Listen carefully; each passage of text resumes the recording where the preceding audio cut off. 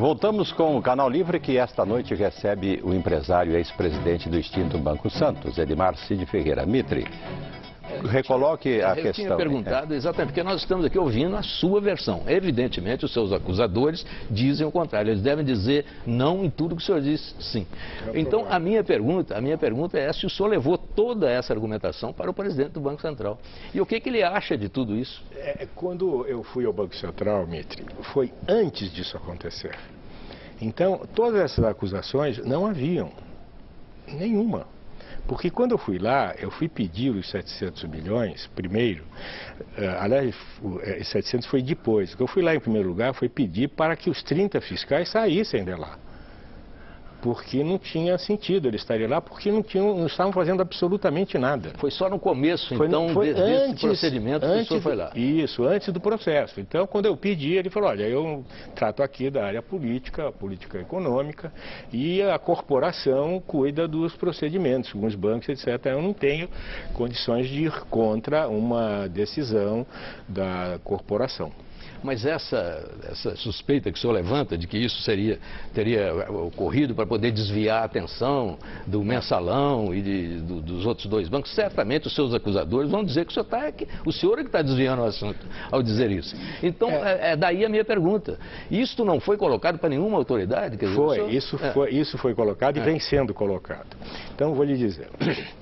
Quando ele diz, por exemplo, sobre reciprocidade, o interventor, que hoje é o administrador judicial, a obrigação do administrador judicial é arrecadar dinheiro dos credores. Então, o que ele faz? Ele entra cobrando todos os devedores do banco. Isso. Então, eram quase 1000 ações judiciais. E de grandes companhias. Enormes companhias de primeiríssima linha. Que receberam benefícios enormes no desconto da dívida. Mas veja o que aconteceu. Agora, só o seguinte, os bancos, os devedores acabaram ganhando. E os credores acabaram perdendo. Agora, e no caso dos fundos de pensão, que tem até prestígio político, eles não conseguiram barrar esse tratamento diferenciado e favorecido em relação aos devedores do banco? Eu talvez não tenha sido claro. É o seguinte, essas ações que foram propostas pela massa falida, pelo senhor Vânia Aguiar, foi contra os devedores do banco, que deviam ao banco e que ficaram falando, não, houve uma intervenção, houve uma falência, então eu não vou pagar. Vou esperar para poder pagar. Você pode citar algumas aí? Eu posso citar, mas eu só queria concluir, se você me permitir, dizer o seguinte, que dessas ações de reciprocidade, nós ganhamos todas. Todas elas foram distribuídas por todas as varas cíveis de São Paulo.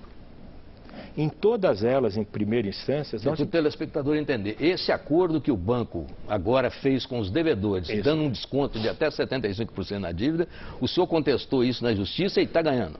Não. Os fundos de pensão contestaram? Não, contestaram, eu vou repetir. Na verdade, essas sentenças que foram dadas em primeira e segunda instância diz que todos aqueles devedores têm que pagar, independente dele ser grande, pequeno, etc. Tem que pagar tudo. Mas tem que pagar tudo, 100%. Então o tal desconto não vale? Não valeria se não houvesse um acordo proposto pelo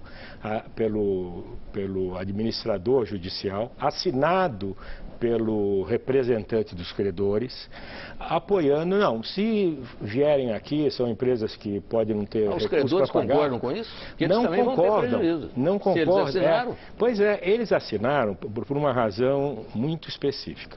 Quando houve a falência, há uma reunião, uma assembleia de credores, e eles escolhem uma pessoa. No caso, escolheram o senhor Jorge Queiroz. Ocorre que 3 meses depois, os próprios credores viram que a atitude do Jorge Queiroz era contra eles, credores. E eles, inclusive, quando houve essas últimas avalanches de desconto de empresas de primeiríssima linha, grandes construtoras, grandes proprietárias de fabricantes de eletrodomésticos, etc., eles ficaram revoltados e entraram junto ao juiz, protestando contra esses descontos e contra a presença desse representante de credores e pedindo a destituição dele. Sim. Mas então essas grandes empresas fizeram um negócio excelente em princípio. Quais são elas? O que você quer dizer? Esses credores eram as pessoas que aplicavam no banco. Esses Não, credores. os credores são todos que aplicam no banco. Que aplicam no banco. Então aí tem fundos de pensão, tem grandes empresas, tem correntistas. Quer dizer, etc. eles é que seriam prejudicados com os enormes descontos. Exatamente, por isso que eles entraram contra isso. O representante deles então estava fazendo um trabalho contra os credores. E eles pediram então a destituição dele desde novembro. Com perdão da palavra, era um traíra ali dentro. Era um traíra. É um traíra. Só acha que havia... Ele estava começando a dar um nome das empresas. Nós não interrompemos. As empresas são empresas grandes, empresas...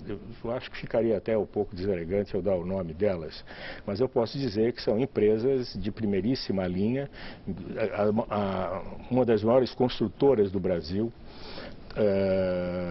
que tem operações no mundo todo, empresas que controlam todas as rodovias do Brasil, empresas que são os maiores fabricantes de eletrodoméstico do país. O senhor diria que, de modo geral, o público sabe quem são? Eu estou falando isso, eles sabem, que isso estão deduzindo quem só falta o vulgo, só falta o sobrenome, mas o apelido. Só falta falar o vulgo, né? Mas é muito estranho os correntistas, os credores, ficarem em segundo plano nisso.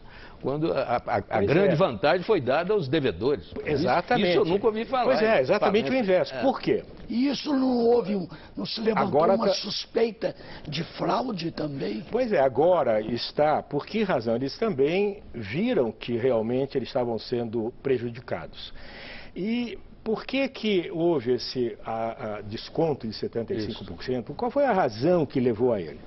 O que diz o administrador judicial, com a aprovação desse representante dos credores, aprovado pelo juiz, é o seguinte, é que eram empresas que não teriam condições de pagar, que poderiam demorar muito, o processo judicial... Não teriam condições. E também o processo judicial poderia demorar muitos anos.